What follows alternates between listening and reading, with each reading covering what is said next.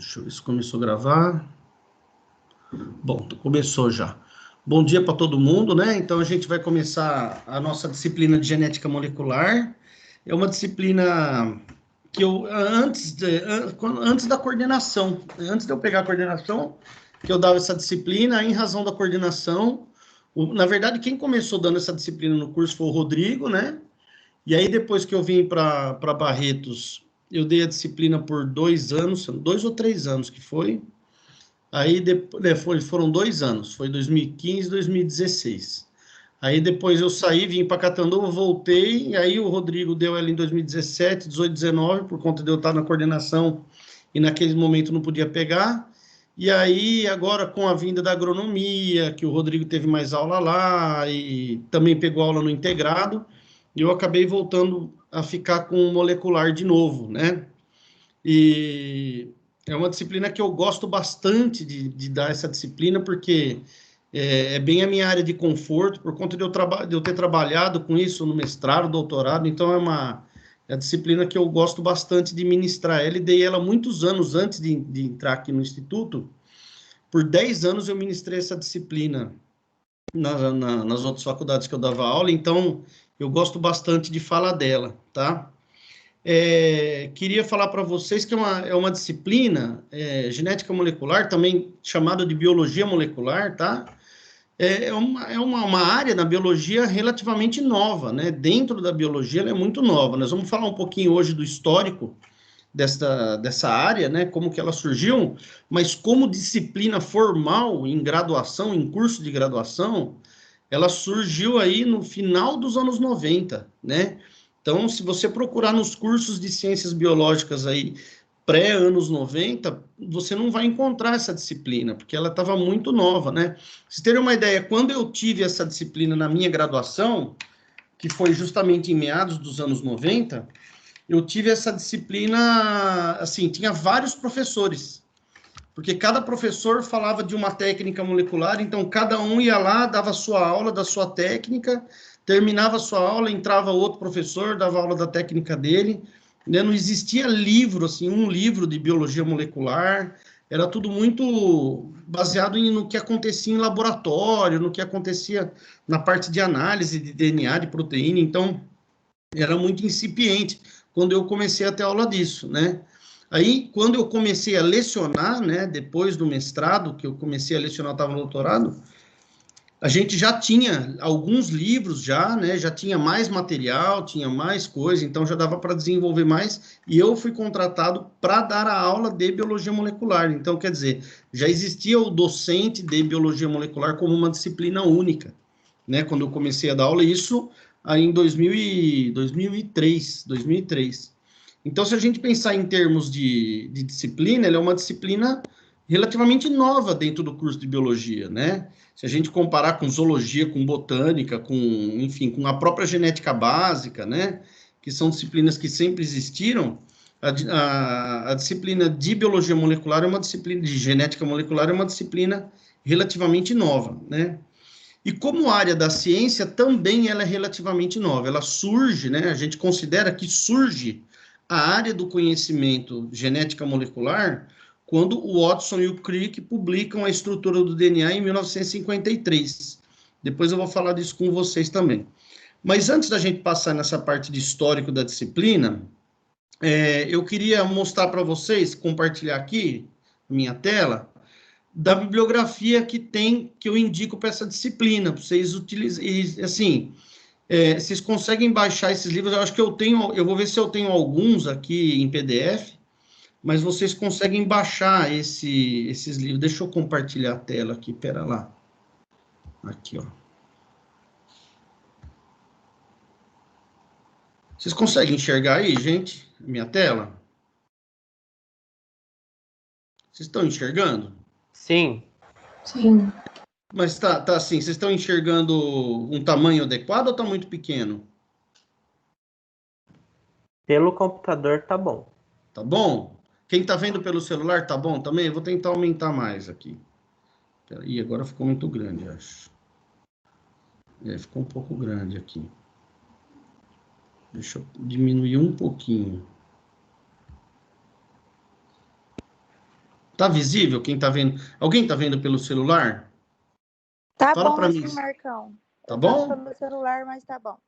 Legal. Então, ó, só para vocês conferirem aí, então tem o livro de Biologia Molecular da Célula, do Alberts, tá?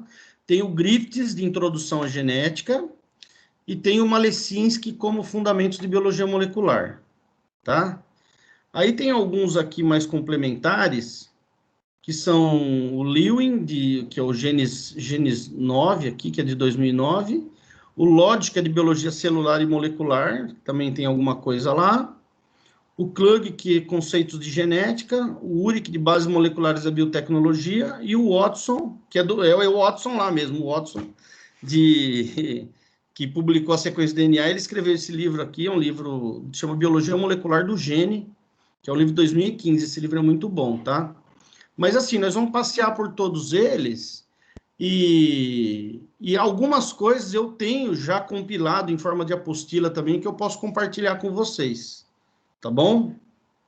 E aí, mas se vocês quiserem pegar qualquer um desses livros aqui, é que não são todos eles que têm toda a matéria. Tem algumas coisas que vocês vão encontrar em algumas coisas vocês vão encontrar em outras, obviamente, tá? Então, pelo menos esses 3 primeiros aqui, se vocês tiverem a possibilidade de conseguir... Obrigado. Se vocês tiverem a possibilidade de conseguir pegar, seria legal. E esse do Watson também aqui é bem legal, ó, tá? Que é um livro bem bacana. Esse aqui eu tenho ele fisicamente na minha sala lá em Barretos, mas não tenho ele aqui em PDF, tá? Mas eu acho que já deve ter em PDF, se vocês conseguirem pegar. Beleza? Tranquilo? Beleza. Na genética do semestre passado a gente usou o Griffins. Quer dizer, a gente não, mas vocês usaram o Griffiths, né? eu o lembro Griffiths do Yamakami comentando bastante, e daí eu lendo ele, né? Não sei se alguém pegou outro. Então, não, o Griffiths é bom para genética em geral, assim, ele é muito bom, o Griffiths, nossa. Tem um outro Griffiths também, de biologia molecular, se eu não me engano, que também é muito bom também. Se vocês acharem, pode baixar e estudar por ele, tá?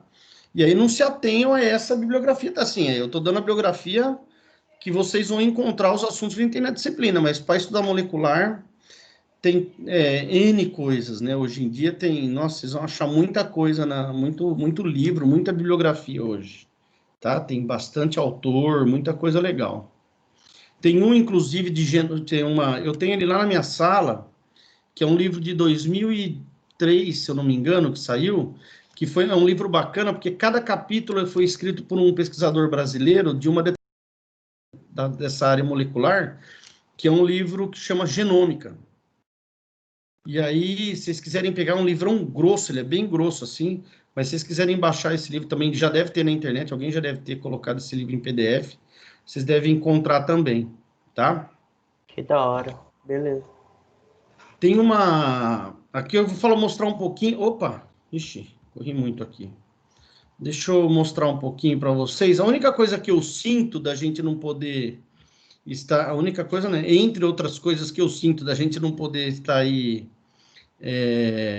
como é que fala? Presencialmente, é da gente não poder ver o laboratório. O nosso laboratório de biologia molecular, ele é bem legal aí no Instituto, né?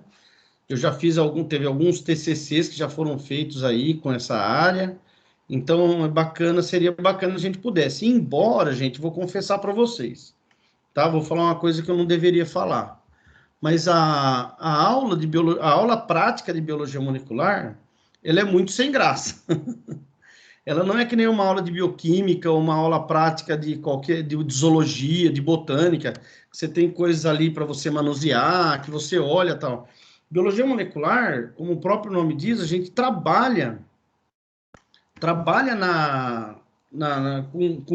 nesse universo molecular. Então, para a gente aprender, já é uma coisa que eu falo para vocês já no começo do curso, a gente vai aprender sobre algumas técnicas moleculares de análise de DNA de proteínas, e é importantíssimo a gente saber as coisas muito mais na teoria do que na prática. Tá? Por quê? Porque a teoria da genética molecular, sabendo a teoria, você consegue desenvolver a prática em qualquer laboratório. Tá? Agora, falar, mas é importante saber a prática?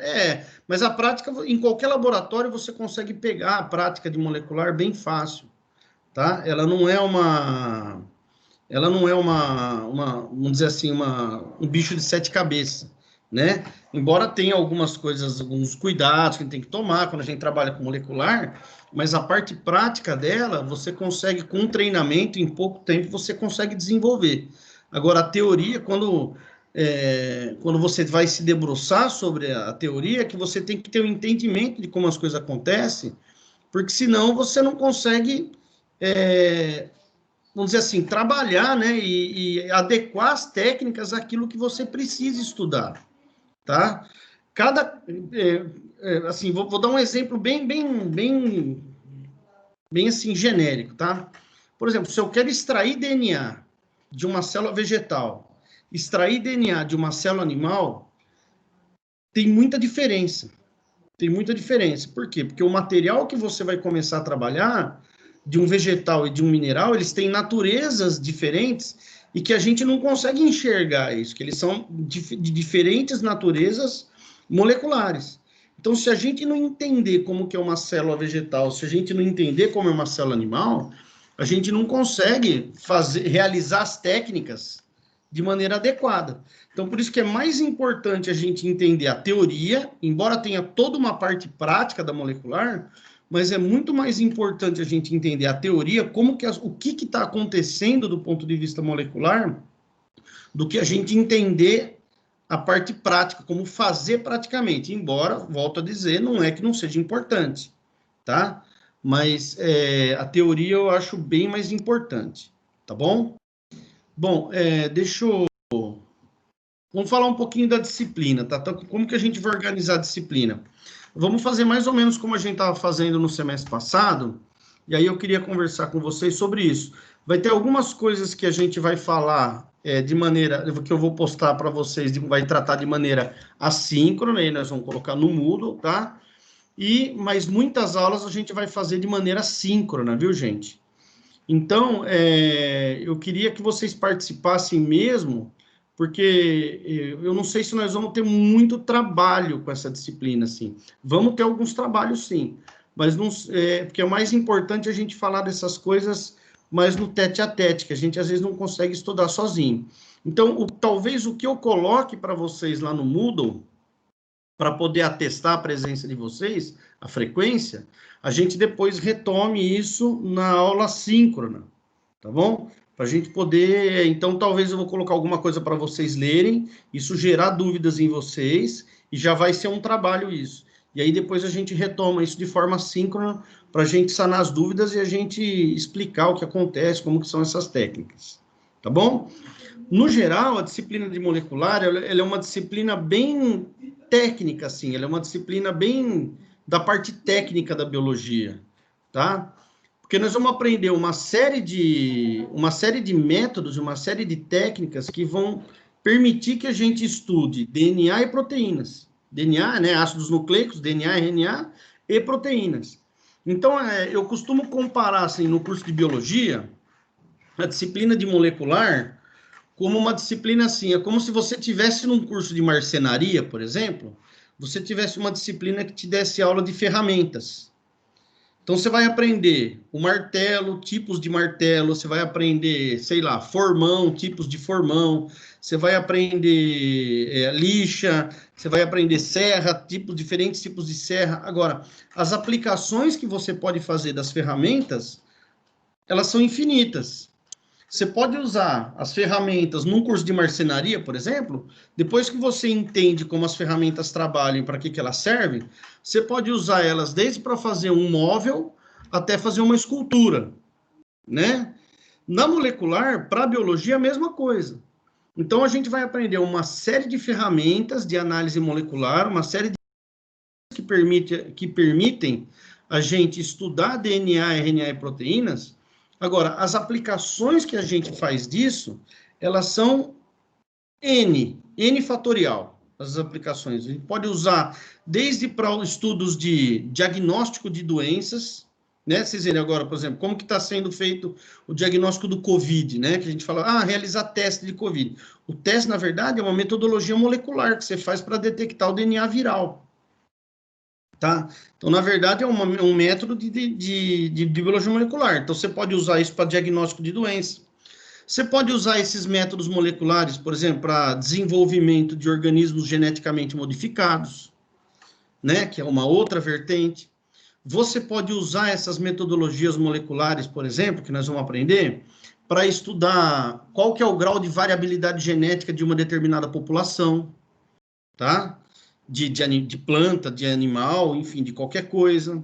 Você pode estudar, com o uso de ferramentas de biologia molecular, você pode estudar qual que é por exemplo, deixa eu dar um exemplo aqui, o grau de relações evolutivas dentro de um determinado grupo de organismo, né? Então, as aplicações que a gente tem para as diferentes áreas da biologia, na zoologia, na botânica, na área médica da biologia, né? Nessa parte mais de doenças, de genética humana, enfim, elas são N. A gente pode usar essas ferramentas para N aplicações, tá? Na minha formação, o que eu usei? Para que eu usei biologia molecular, né? Por que eu trabalhei? Eu usei essas ferramentas que a gente vai aprender, algumas no mestrado, algumas no doutorado. No mestrado, eu usei para ver, por exemplo, o grau de quanto que um híbrido ainda retém material genético de espécies parentais, né? Para falar sobre o processo evolutivo supor-se um processo evolutivo lá, tá? E no doutorado eu trabalhei com ferramentas moleculares para outro objetivo. Qual que foi o objetivo que eu usei no doutorado? Qual foi o grau, qual que é a evolução, né? Quais são as relações filogenéticas num determinado grupo de organismo, né? Então eu usei a biologia molecular para estudar a evolução de um grupo, tá? Enfim, as aplicações são muitas. O fato é que praticamente em todas as áreas da biologia hoje, você pode usar as ferramentas de biologia molecular, tá? Uma outra coisa que é bacana da gente ver hoje em dia, que muitas das informações genéticas dos organismos, né, em geral, quando eu falo de organismo, é organismos em geral mesmo, desde micro-organismos a todos os organismos que vocês pensarem. Como já se gerou muito, a gente tem pesquisador no mundo inteiro trabalhando com a composição do DNA de N organismos, nós temos hoje em dia bancos de dados genéticos que nós vamos também ter a oportunidade de estudar na nossa disciplina, tá? Então, quando a gente chegar mais lá no final do curso, a gente vai trabalhar com esses bancos de dados genéticos. Eu vou ensinar a vocês como que a gente garimpa informação a respeito, nesses bancos genéticos, a respeito de N situações que a gente pode precisar buscar, tá? Desde a parte de doenças até a parte de informações sobre genes, sobre genoma, nós vamos dar uma passeada nessa área também, tá bom? Então, é uma disciplina muito técnica. Então, nós vamos chegar, por exemplo, em determinado ponto da nossa disciplina, nós vamos falar assim, bom, como é que funciona tal técnica? A técnica funciona assim, assim, assado, ela pode ser feita daquele jeito, e a gente pode usar ela para fazer isso ou aquilo. Eu vou dar alguns exemplos para vocês, tá? Essa outra técnica, ela permite a gente fazer isso com DNA, isso com proteína. Então, nós vamos poder fazer o estudo de diferentes ferramentas de análise do DNA e de proteínas. Tudo bem? Vocês entenderam mais ou menos o panorama da disciplina, como que ele funciona? Alguém quer falar alguma coisa, quer perguntar alguma coisa? Vocês estão muito quietos, eu estou falando para o computador, eu estou com a impressão que eu caí e ninguém está me ouvindo. Vocês estão me ouvindo ou não? Estou ouvindo. Vocês querem perguntar alguma coisa? Aê, Ana, beleza. Valeu. Senão eu fico com a impressão que eu estou falando sozinho aqui, tá? Eu tô deitada, mas eu tô ouvindo. Pode ficar deitado, não tem importância. Tá? Mas vocês estão me ouvindo? Tá todo mundo entendendo? Sim. Então, beleza. Eu não sei se... Expectativas já. Oi? Já tô criando expectativas para a disciplina. Legal, até eu queria perguntar para vocês a respeito justamente disso. Qual que é a expectativa de vocês para... Vocês tinham qual que é a impressão inicial de vocês, ou que vocês tinham antes de eu falar sobre a disciplina? Vocês tinham alguma impressão do que a gente ia estudar? O que vocês achavam que era? Mudou a opinião de vocês, não mudou? O que vocês acham? Eu queria achei ouvir que um a gente pouquinho de ia vocês. morar no laboratório, ia ver umas coisas muito loucas. Então, né? Eu queria estar aí, porque lá no nosso laboratório, lá no Instituto, nós temos bastante coisa para mostrar. A gente trabalha com isso aí, né? Isso me frustra, viu, Ana? Nossa, é uma pena que a gente não vai estar lá, né? Alguém quer falar? Ô, Nath, fala alguma coisa, abre o microfone aí, o que você queria fazer? Testar o PCR? Eu queria testar, né, a técnica de PCR. Lá no IF tem, né, a máquina lá. Tem, a E eu gente queria. fez. Mas assim, eu acho que hum. eu gosto mais de genética molecular do que... sei lá, eu gosto mais da disciplina porque trata de uns assuntos que eu acho que eu gosto mais, das técnicas mesmo. Porque Sim. a genética em si, assim, eu não sei se me agrada tanto, mas as técnicas que são utilizadas já me agradam mais. E eu acho que Legal. Assim, são abordagens diferentes, né? Quando a gente estuda genética básica, é aquele entendimento mais, assim, de aspectos da genética relacionados à herança mesmo, né? A gente não vai falar disso aqui, nós vamos falar como que a gente analisa DNA e proteína, né? É lógico que a gente tira informação disso, como eu falei para vocês, várias, né? Inclusive sobre herança, né? Você vê, por exemplo, teste de paternidade, como que é feito? Com biologia molecular. Então a gente consegue tirar informação sobre a herança de indivíduos, mas é uma abordagem diferente da genética básica, né? Ela é diferente. Alguém quer mais falar alguma coisa? JP, e aí? Abre o microfone aí, fala um pouco. JP, Yasmin. Eu já essa matéria tantas vezes que eu tô até traumatizado. Gerou trauma já? Gerou. Prefiro ficar só ouvindo. Não, mas não vai gerar trauma, não. Eu não quero que vocês tenham trauma com isso, não. Porque é importante, sabe? É um assunto que... É que nem eu falo assim, hoje em dia, tudo que é área da biologia usa molecular, gente. Essas ferramentas que a gente vai aprender agora, que a gente vai fuçar um pouco nelas mais, né?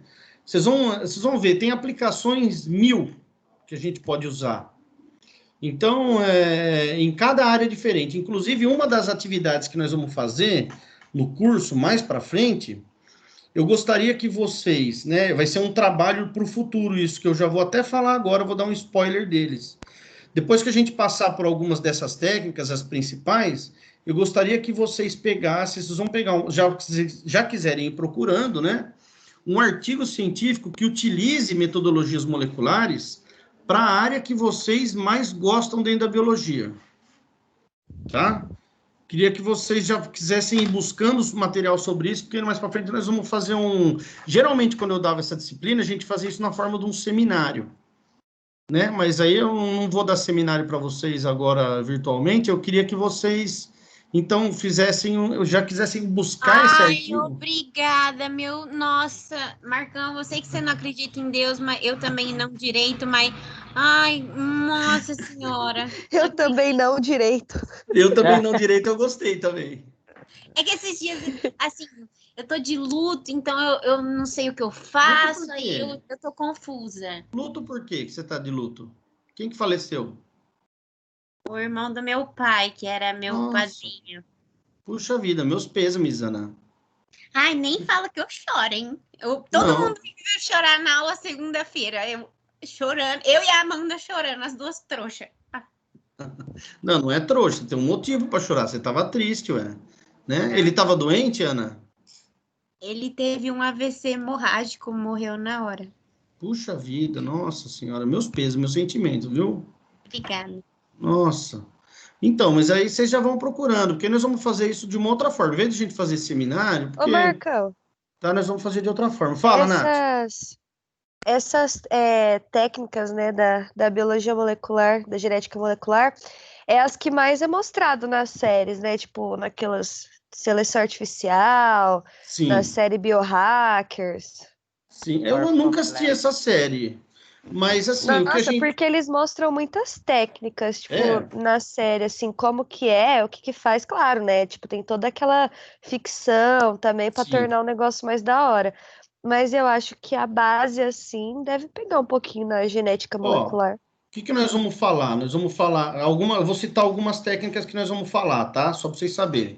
Nós vamos falar de eletroforese, nós vamos falar de PCR, vamos falar de Southern blotting, nós vamos falar de enzimas de restrição, vamos falar de vetores e bibliotecas genômicas e vamos falar de sequenciamento do DNA. Então, basicamente, de técnica é isso que nós vamos fazer, tá? Aí eu vou falar dessa técnica nova mais para o final do semestre, que é o CRISPR, aí, que é a edição genética, tá? Essa é a que eu gosto, essa é da hora. Muito da hora, muito legal isso. Inclusive, desse ano, as pesquisadoras que ganharam o prêmio Nobel de Medicina, se eu não me engano, foram as que desenvolveram essa metodologia, tá? Então, nós vamos falar disso. Química.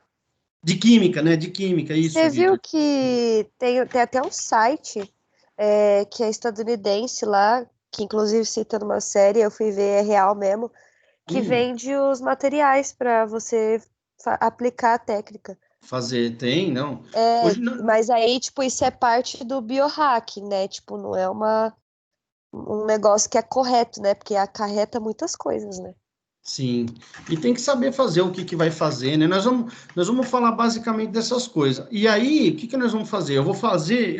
Mais no final do curso, então nós vamos passar por todas. Por isso que eu não estou dando trabalho já agora para vocês formalmente, porque é legal vocês saberem essas técnicas, o que elas fazem, o que elas são, para quando vocês forem buscar o artigo, vocês saberem o que vocês vão estar lendo, entendeu? Então, por isso que eu quero que vocês vejam primeiro essas metodologias. E aí depois nós vamos falar mais no final do curso de uma das aplicações mais legais que tem, que eu acho na biologia molecular, que é a parte de marcadores genéticos.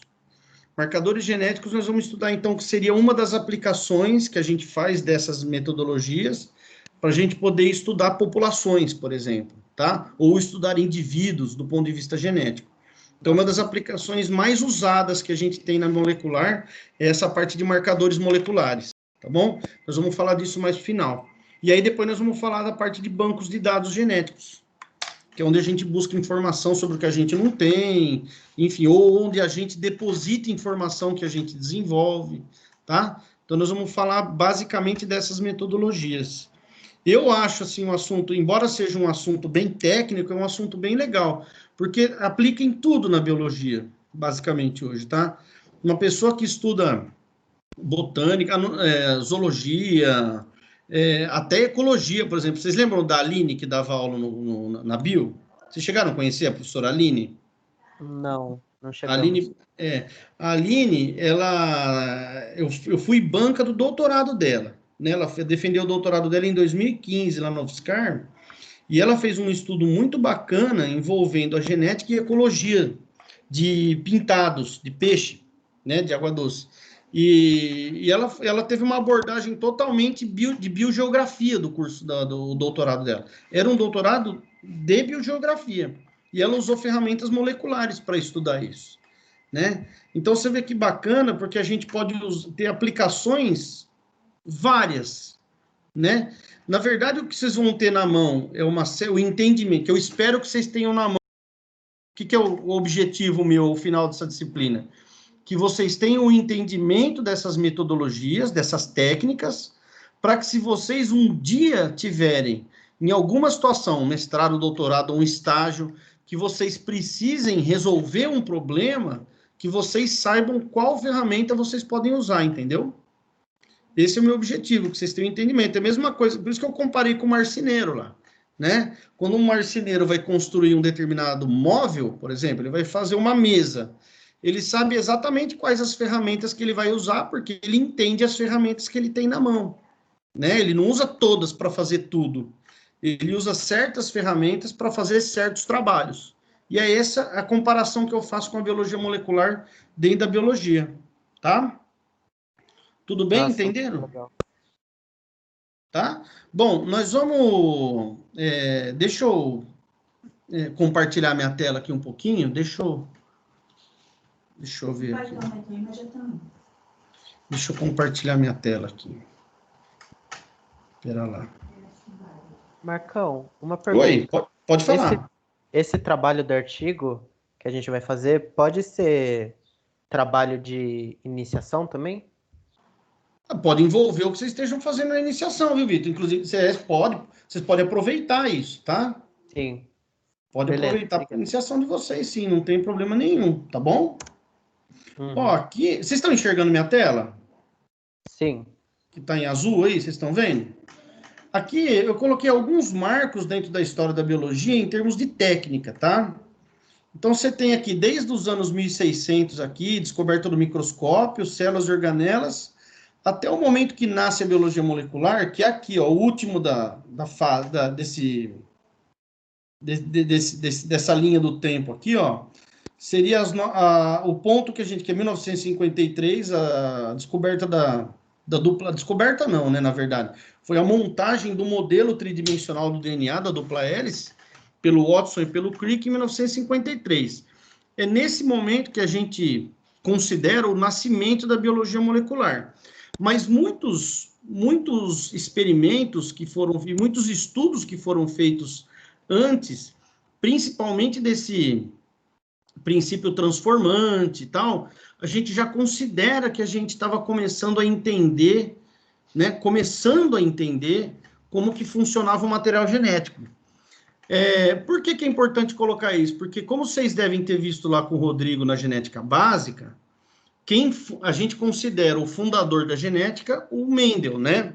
Então, foi justamente com a republicação dos trabalhos do Mendel, em 1900, que a gente considera o nascimento da genética, né? Então, a genética nasce como ciência com a republicação dos trabalhos do Mendel em 1900.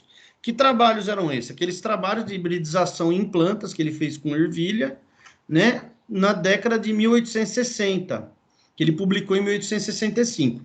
Naquele momento não tinha tido a devida atenção, né? E aí, então, com a republicação dele em 1900, é que a comunidade científica começou a se deparar sobre dúvidas em relação à genética de plantas, de animais, e aí a genética começou ali uma série uma série de pesquisadores alguns estudando plantas, outros estudando drosófila, começaram a incorporar conhecimento nessa nova área, né? Então, em 1928, vocês viram, 28 anos apenas depois da publicação do trabalho do Mendel, surge esse trabalho aqui do Griffiths, né? Que não é o mesmo Griffiths do livro lá, viu, gente? É outro Griffiths, né?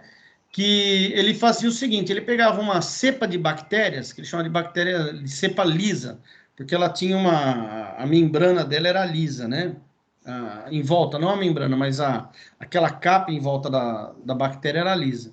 A cepa, né, da colônia, né? As colônias que eram lisas, ele injetava em camundongos e os camundongos morriam.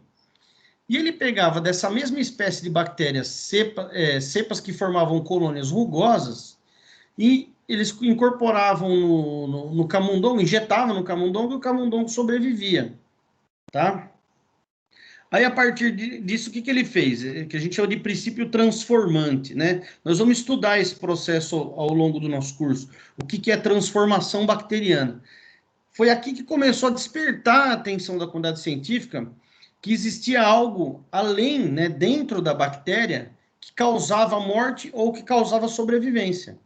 O que ele fez? Ele pegou a cepa lisa, esquentou a cepa lisa, colocou no fogo, e a mesma cepa que matava o camundongo normalmente, depois que era esquentado, o camundongo sobrevivia, né? O que ele fez? Ele pegou a cepa lisa e esquentou. Quando ele colocou a cepa rugosa que sobrevivia antes, quando ele misturou depois, o camundongo passou a morrer. Ele falou, opa, então tem alguma coisa que quando eu misturo as bactérias, né? Quando eu coloco as bactérias juntas, uma passa para outra e que faz o camundongo morrer ou sobreviver, né? Então, foi a partir daí que isso gerou uma série de dúvidas que esse Avery, em 1944, então vocês veem, né? Vamos colocar aí essa linha do tempo. 1928, o Griffiths percebeu que alguma coisa passava de uma cepa para outra e que tornava que uma cepa que antes era inócua para o camundongo, tornava aquela cepa mortal para o camundongo, né? E aí o Avery, esse pesquisador chamado Avery, em 1944, o que ele fez? Ele separou, nessa cepa aqui, ele separou frações diferentes de proteínas dessa cepa lisa, RNA, polissacarídeos e lipídios. E aí ele fazia aquela metodologia final que o Griffiths fez. Ele adicionava a cepa lisa no fogo, inativado pelo fogo. Quando ele misturava com essas frações aqui, o camundongo continuava sobrevivendo. Quando ele misturava isso aqui com o DNA, a cepa que era inócua passou a matar. Então ele percebeu com isso que quem era o depositário da informação genética que causava a morte do camundongo era o DNA. Olha só que coisa interessante quando a gente passa para pensar sobre isso. Vejam vocês que desde que o Mendel, né, isso é uma coisa que eu gosto de reparar, né, ver como que a ciência funciona, né? Então, o Mendel fez lá, foi republicado o trabalho dele em 1900, somente em 1944, ou seja, 44 anos depois que o Mendel publicou o trabalho dele, que a comunidade científica passou a ter o entendimento de que quem tinha informação genética era o DNA. Porque até então existia uma forte suspeita de que quem era o depositário da informação genética, quer dizer, o que era o responsável por transmitir as informações de uma herança, de uma geração para outra, eram as proteínas. O pessoal não sabia se era proteína ou se era o DNA, e existia uma suspeita que eram as proteínas. Quando o Avery fez esse experimento aqui, é que, na verdade, ele selou essa questão. Ele falou, não, quem é o depositário da informação genética é o DNA. O DNA é a molécula que contém as informações que são passadas de um indivíduo para o outro ou de uma geração para outra. Ele provou isso através desse experimento com as bactérias. E se a gente parar para pensar, né, é isso que eu falo que é molecular. O experimento, se você parar para pensar, ele é relativamente simples, não é? Vocês não acham que é um experimento simples? Isso. Você pegar uma colônia... Professor, como ele separou essas estruturas? Pode falar. Isso você faz com centrifugação. Tá? Existe uma metodologia que já é antiga, que é você centrifugar o material. E como o material molecular ele tem diferentes densidades, diferentes pesos, e aí tem uma série de estudos anteriores a isso, né? Teria que estudar... ele saberia da técnica de centrifugação. Quando você cliva a célula bacteriana e centrifuga, você consegue separar as diferentes frações que tem dentro do organismo. Não só bactéria, tá? Qualquer célula. Você consegue separar pela centrifugação. E aí ele separou e ele viu que a fração que continha o DNA é que causava a morte do camundongo, né? Então era ele que modificava a bactéria, né? Por isso que a gente chama que era o princípio transformante. A gente vai estudar depois, como eu falei para vocês, essa metodologia da gente transferir material genético para dentro de uma bactéria, a gente chama isso de transformação bacteriana, tá? Nós vamos voltar a falar disso mais para frente quando a gente falar de vetores. E esse princípio transformante aqui, quem estudou ele primeiro foi o Avery, né? Ele que entendeu isso, que era o DNA que passava. Hoje a gente sabe, né, gente? Vocês estudaram micro já? Estudaram, não estudaram? Estamos tendo agora. Ah, vocês vão ter agora, é verdade. Mas vocês já estudaram, já ouviram falar de plasmídios? Rapidamente, ainda não? acho que sim. Os plasmídios são pequenas moléculazinhas de DNA circular que as colônias de bactérias passam, né? Nas colônias, são moléculas que as bactérias transferem DNA umas para as outras, tá?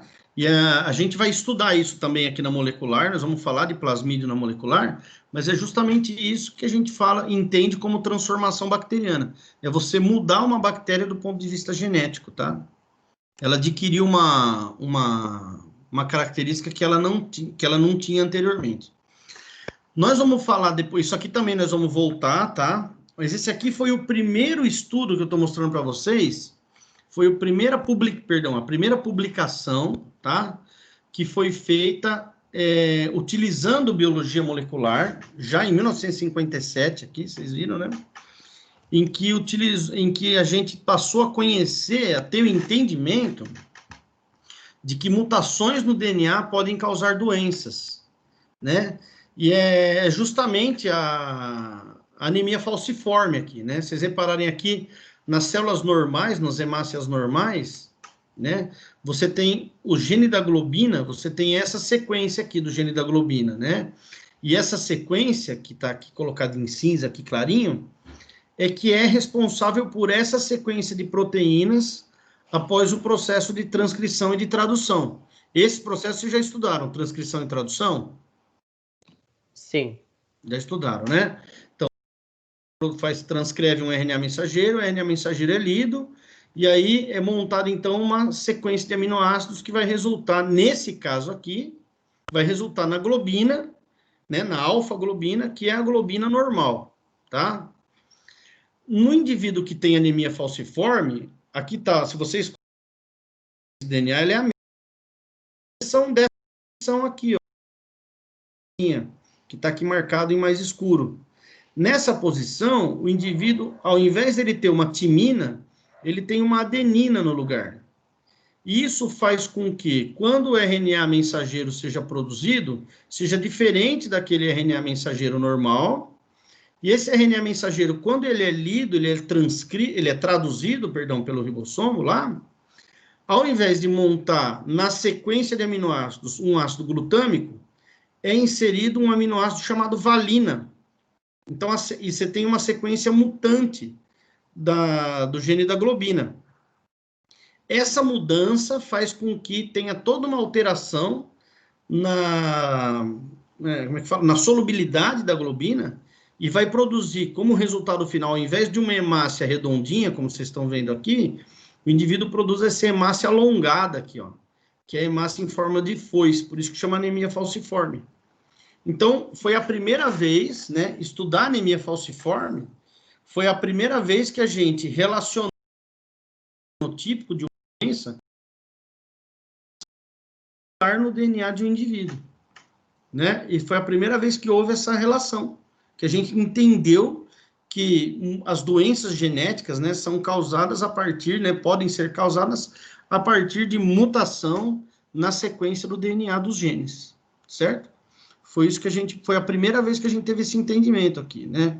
Agora, o problema que se tinha, né, era como que a gente podia identificar e caracterizar esses genes, né? Então, aqui tem uma metodologia que a gente chama de FISH, que é FISH como se escrevesse fish de peixe em inglês, mas o FISH quer dizer hibridização in situ por fluorescência, tá?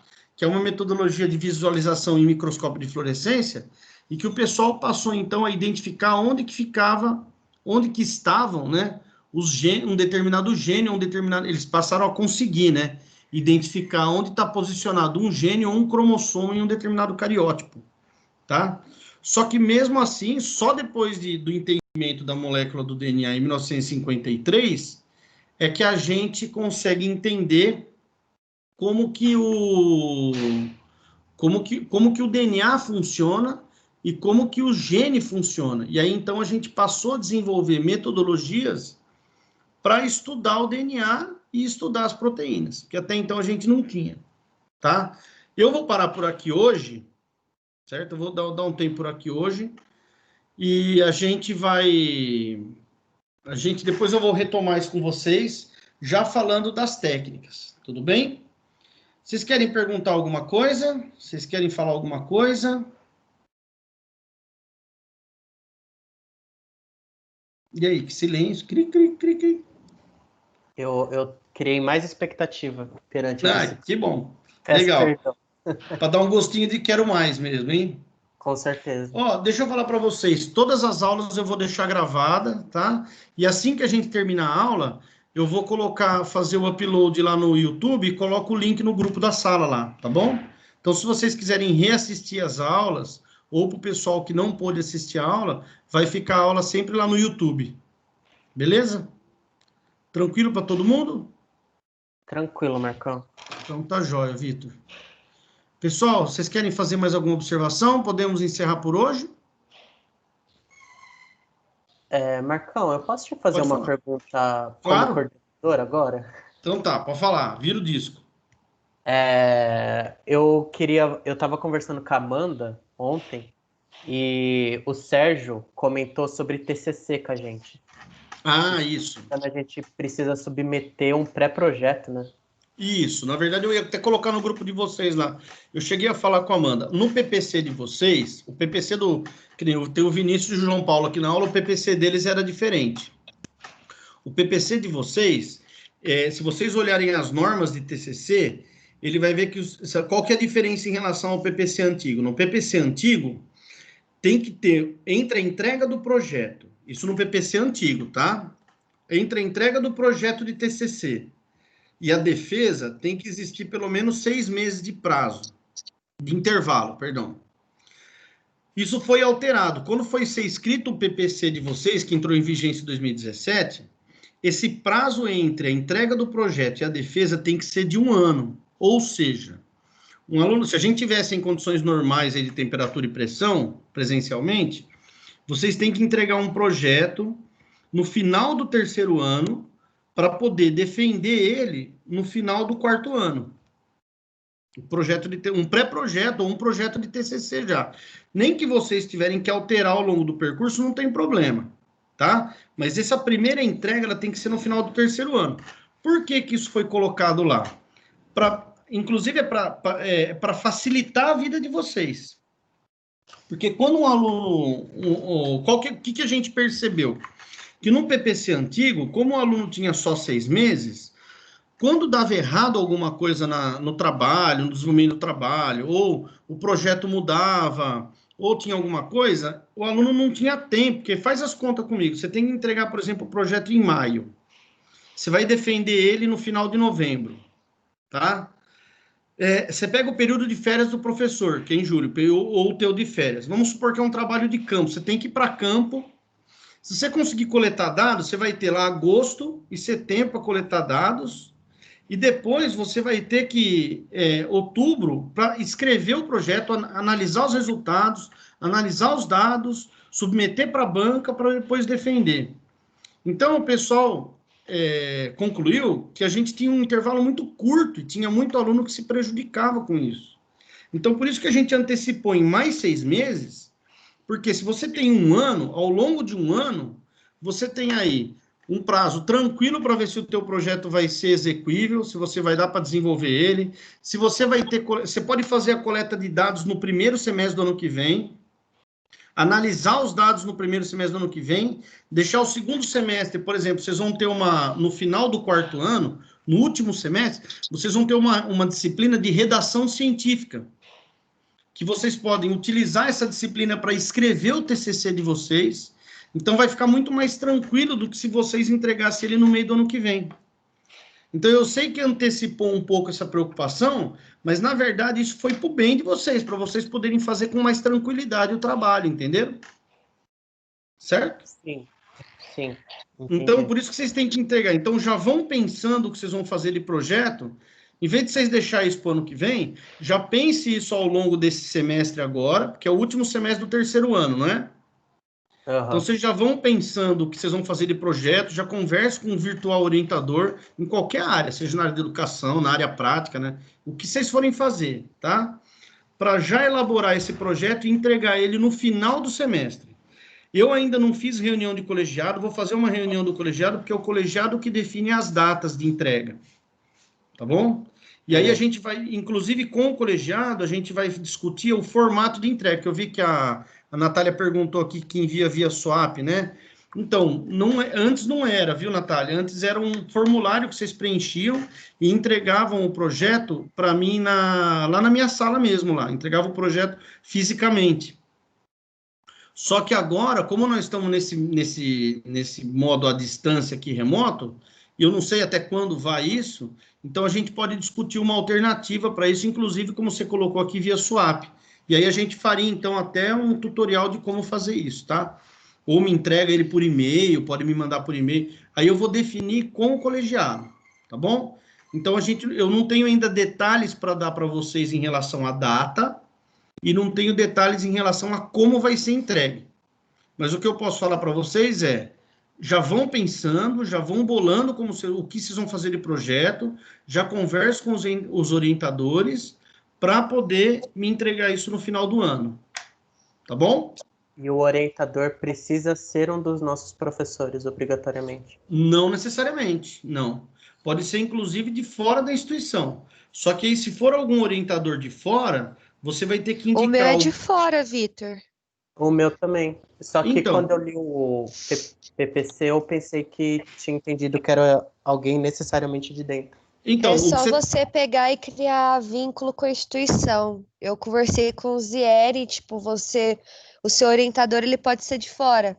E aí você entrega o projeto e já institui o vínculo com o orientador. Tipo, ele fica vinculado ao IFSP. Então, ele entra como seu orientador oficial. Legal. Então, vocês olharem, eu recomendo para vocês façam agora, recomendo fortemente isso. Vai lá na página do curso, tem lá normas para TCC. Dê uma lida no começo, é curtinho, tá? Lá tem tudo. Eu mudei aquilo, eu reformulei ano passado, e eu coloquei até um modelo de TCC para vocês verem lá. Tem tudo que você tem detalhado lá. E aí, se tiver alguma dúvida, a gente volta a conversar. Tá bom? Tem até essa questão do orientador. Inclusive, gente, me ajuda com o meu TCC e responde o formulário que eu mandei no grupo, pelo amor de Deus. Tá. Mas a gente tem uma data para te entregar até o final do ano só? Isso, seria até o final do nosso ano letivo, vai ser o final de janeiro, né? Sim. Então seria até o final de janeiro, Yasmin. Eu só não definiu ainda a data, porque quem define a data é o colegiado. Então eu vou convocar deixa eu só passar essa semana, que tem essa fase de matrícula, do pessoal tá se adequando.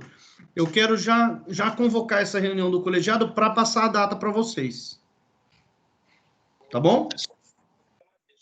Tranquilo, então. No meu caso, que é o antigo, eu, no final de janeiro, então, tenho que apresentar o meu, e aí eu ficaria para finalizar no meio do ano que vem? Então, você nunca entregou nenhum projeto, João? Não. Então, você pode me entrega o quanto antes, porque você tem que ter, entre a entrega do projeto e a defesa, 6 meses. Que aí você defende até no meio do ano que vem, ou menos até, né? Entendeu? Sim. Beleza? No teu caso e no caso do Vinícius é assim. Tá? Só do pessoal do PPC novo que tem esse 1 ano de intervalo. Tá bom? Pessoal, vocês entenderam? Marcão, todo mundo entendeu? Desculpa, não sei se alguém perguntou, mas eu queria saber, assim, eu teria que te entregar até o final de janeiro. O TCC, ele tem um prazo de 6 meses para fazer. Ou tem um ano que vem inteiro? Não, vai ser o ano que vem inteiro. Obrigatoriamente, eu não posso usar menos? Não pode usar menos. Tem que usar 1 ano no TCC. Tem um intervalo de 1 ano, entendeu? Ah, entendi. Entre você entregar o projeto e você defender, pelo menos 1 ano, tá? É isso que eu falei, como nós estamos nessa situação anômala, Yasmin, se vocês me entregarem no final de janeiro, até o final, vocês não vão ter que esperar até janeiro do outro ano para defender, vocês podem defender no final do ano que vem, entendeu? Então não vai dar exatamente 1 ano de calendário, mas vai dar 1 ano letivo. Entendi. Certo, então. Imagina assim, imagina a situação que a gente tem agora, eu não sei como é que vai ficar, tá? Tô falando para supor mesmo. Vamos supor que ano que vem, em março, a gente retorna com aula presencial. Vamos supor, tá? Se a gente voltar com aula presencial em março, vocês vão ter o primeiro semestre do 4º ano, de março lá a junho, e depois o segundo semestre de agosto até novembro, né? Até dezembro. Vocês vão poder defender naquele ano e normal, entendeu? Se formar no 4º ano. Tá bom? Mesmo vocês tendo... E aí, caso não voltar, a gente tem que defender de qualquer maneira. Exatamente, vocês defendem, mas aí a defesa vai ser online, em vez de ser defesa presencial, entendeu? E se o meu TCC for parte de laboratório, eu posso utilizar o laboratório de alguma escola, por exemplo? Aí você tem que conversar com o teu orientador. Porque aí depende do teu trabalho. Aí vai ser o orientador que vai definir isso com você. Eu vou dar uma lida lá, né? Tá bom? As normas. Quando vocês...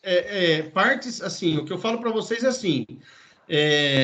tudo que vocês tiverem de discussão na condução do trabalho, aí é com o orientador. O orientador que orienta vocês, que vai sentar, ver o que dá para fazer, o que não dá para fazer, como que vai ser feito. É o orientador que é o... Por isso que ele chama orientador, entendeu? Em relação a normas, é isso aí. Então, se vocês quiserem, inclusive, pegar o orientador de fora, pode. Se vocês quiserem, no nosso PPC, tem lá na parte de TCC, tem sugestões de projetos, do que vocês podem conduzir como projeto. Então, dá uma olhada no TCC, perdão, deixa eu falar direito. Dá uma olhada no nosso PPC, que tem lá, no capítulo de TCC, de Trabalho de Conclusão de Curso. Tem um capítulo lá. Dá uma olhada. E aí, fora isso, vocês leiam também as normas de TCC, tá? Que tem lá no nosso site. Beleza? Que aí vocês vão se localizar. E aí, qualquer dúvida, vocês podem me procurar, lógico. Tá bom? Depois, inclusive, talvez eu grave um videozinho, ou eu recomendo que o pessoal que não assistiu aqui, assista esse vídeo que eu expliquei isso para vocês agora. Tá? Para eles entenderem. Tudo bem, gente? Tranquilo? Eu mandei print aqui na conversa das duas partes mais importantes que eu achei. Nas Aí, normas? Quer dar uma olhada? Isso é nas normas? Isso. Ou é do nosso PPC?